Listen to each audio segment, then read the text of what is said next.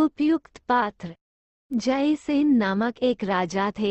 उनके राज्य का नाम था चंद्रद्वीप। राजा के हाथी साल में हाथी, घुड़साल में घोड़ा, धन दौलत, लाव लश्कर आदि इतने थे जो साधारणतः किसी राजा के पास नहीं होते थे। आसपास के क्षेत्रों में उनका खूब दबदबा था। राजा बहुत धर्मपरायण थे। उनके न्याय में भी कोई खोट नहीं होती थी। इसीलिए उनका यश सर्वत्र फैल गया था। एक दिन राजा जयसेन अपने दरबार में बैठे हुए थे। दरबार में उनके मित्र, सभासद आदि भी बैठे हुए थे। उसी समय एक युवक ने राजदरबार में प्रवेश किया। उसने कहा, महाराज, मैं आपके पास किसी भी प्रकार का कोई काम पाने के लिए आया हूँ। आशा करता हूँ कि आप मुझे निराश नहीं कीजिएगा। युवक देखने में सुंदर था एवं ज्ञानवान लग रहा था। राजा ने उसका परिचय पूछा। युवक बोला, महाराज, मेरा नाम दीपनकर है। आपके राज्य के काजलगढ़ नगर में मैं रहता हूँ। मैं क्षत्रिय जाति का हूँ। बहुत पढ़ा लिखा न होने के बावजूद अपनी बुद्धि के बल पर किसी को जानने का अवसर नहीं देता हूँ कि मैं अल्प शिक्षित हूँ। आप मुझे जो भी काम सौंपेंगे मैं उसे सुसंपन्न करूँगा ही। राजा ने पूछा, तुम कितना वेतन चाहते हो? युवक ने कहा, मुझे प्रतिदिन 1000 स्वर्ण मुद्राएं देनी होंगी। यदि किसी दिन ऐसा नहीं हुआ तो मैं चला जाऊंगा।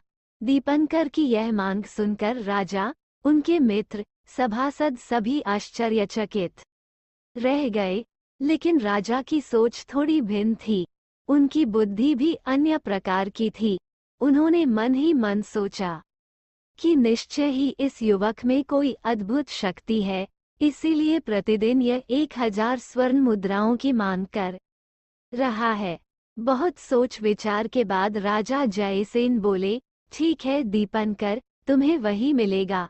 आज से तुम नियुक्त हुए। तुम्हारा कार्य होगा देहरक्षी होकर तुम सर्वदा मेरे साथ रहोगे। रात में जब मैं सोने जाऊंगा तब तुम राजभवन में पहरा दोगे। युवक उसी दिन से राजा जयसेन के आदेशानुसार कर्तव्य पालन हेतु जुट गया। रोज सुबह 1000 स्वर्ण मुद्राएं लेता था। आधी स्वर्ण मुद्राएं ब्राह्मणों, वैष्णवों को दान कर देता, शेष अपने परिवार के लिए जमा करता। कुछ ही दिनों में उसकी आर्थिक अवस्था अच्छी हो गई। इसी तरह दिन कटने लगे। हठात एक दिन आधी रात को एक नारी का करुण रुदन सुनाई पड़ा। राजभवन के सारे लोगों ने भी रोने की आवाज सुनी। राजा और रानी को आश्चर्य हुआ, इस आधी रात में कौन रो रही है?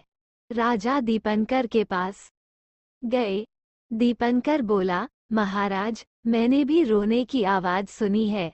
आप निश्चिंत होकर सो जाइए। मैं पता लगाकर आता हूँ कि कौन इतनी रात को इस तरह रो रही है। सब कुछ जानकर आपको संवाद दूंगा। राजा ने दीपनकर को कहा, अच्छी बात है, मैं जगा हुआ रहूंगा। तुम आकर मुझे समाचार दो। दीपनकर ने प्रस्थान किया। राजा भी दीपनकर के पीछे चुपके चुपके चले। दीपनकर रोने की आवाज की दिशा में बढ़ा। राजभवन के पीछे कुछ दूरी पर एक छोटी सी नदी थी। उसके तट पर एक बड़ा शमशान था। वहां पहुंचकर दीपनकर ने देखा, शमशान में एक युवती खड़ी है। ऐसा लगता था कि कोई पगली हो, पर वो अपूर्व सुंदरी थी। त्रयोदशी अथवा चतुर्दशी के चांद की चांदनी के समान उसका रूप प्रस्फुटित हो रहा था। ज्योत्सना की रात्रि होने के बावजूद पेड़ों की वजह से कहीं कहीं अंधकार एवं कहीं कहीं क्षीण उजाला था। दीपनकर जब उस युवती के सामने जाकर खड़ा हो गया, तब भी उस युवती का रोना बंद नहीं हुआ। दीपनकर ने उससे पूछा, माँ, तुम कौन हो? इस आधी रात में एकाकिनी शमशान में खड़ी होकर रो क्यों रही हो? युवती बोली, मैं चंद्रद्वीप के राजा जयसेन के राज्य की राजलक्ष्मी हूँ। मेरा अति प्रिय पुत्र है। वह आज से 7 दिनों के अंदर राजा जयसेन की मृत्यु हो जाएगी। इसी दुहक में मैं रो रही हूँ। दीपनकर ने पूछा, माँ, राजा जब आपके इतने प्रिय हैं, तब उनकी मृत्यु न हो, ऐसा कोई उपाय किया जा सकता है? राजलक्ष्मी ने कहा, उपाय एकदम नहीं है, ऐसा नहीं है। अगर राजा के लिए कोई अपने प्राण उत्सर्ग करे, तो राजा जयसेन बच सकते हैं। दीपनकर ने पूछा, किसके प्राण उत्सर्ग करने से राजा की रक्षा हो पाएगी? राजलक्ष्मी बोली, 7 दिनों के अंदर तुम यदि अपने पुत्र की उसकी माँ के द्वारा बलि दिलवा सको, तब राजा 150 वर्षों की परमायु प्राप्त करेंगे। दीपनकर राजलक्ष्मी को प्रणाम करके बोला, ऐसा ही होगा माँ। उसके बाद दीपनकर राजभवन न जाकर काजलगढ़ स्थित अपने घर गया। राजा जयसेन भी भेष बदलकर उसके पीछे पीछे जाकर दीपनकर के घर के पीछे छुप गए। दीपनकर ने घर पहुंचकर अपनी पत्नी, पुत्र पुत्री सबको जगाकर राजलक्ष्मी की सारी बातें बताईं। इस पर दीपनकर के एकमात्र पुत्र वीरसेन ने कहा, पिताजी, जिनका नमक खाकर हम लोग आज अपना जीवन व्यतीत कर रहे हैं, उनके लिए प्राण देना पड़े तो अति उत्तम। चलिए, मैं जाऊंगा राजलक्ष्मी के पास। उसके बाद सब राजलक्ष्मी के कथनानुसार शमशान की ओर रवाना हुए। राजलक्ष्मी के समक्ष पुत्र की बलि देकर वीरसेन की मां ने उसी खड्ग से अपना सिर भी काट लिया। भाई और मां की बलि के बाद दीपनकर की पुत्री ने भी उसी खड्ग से अपना सिर काट लिया। दीपनकर पत्थर बनकर सब देख रहा था। उसने सोचा, और जीकर क्या लाभ। पत्नी, पुत्र पुत्री तीनों का बलिदान देखकर दीपनकर ने भी उसी खड्ग से अपना सिर काट लिया। राजा जयसेन शमशान में स्थित एक वट वृक्ष की आड़ से सब देख रहे थे। जब उन्होंने देखा कि उनके लिए एक पूरा परिवार खत्म हो गया, तब उन्होंने उन लोगों के गिरे खड्ग को उठाकर अपनी बलि भी देनी चाहिए। उसी समय राजलक्ष्मी ने राजा के हाथ से खड्ग को छीन लिया। फिर बोली, धन्य हो तुम, मैं तुमसे बहुत संतुष्ट हूँ। अभी तुम जो वर मांगोगे, मिलेगा।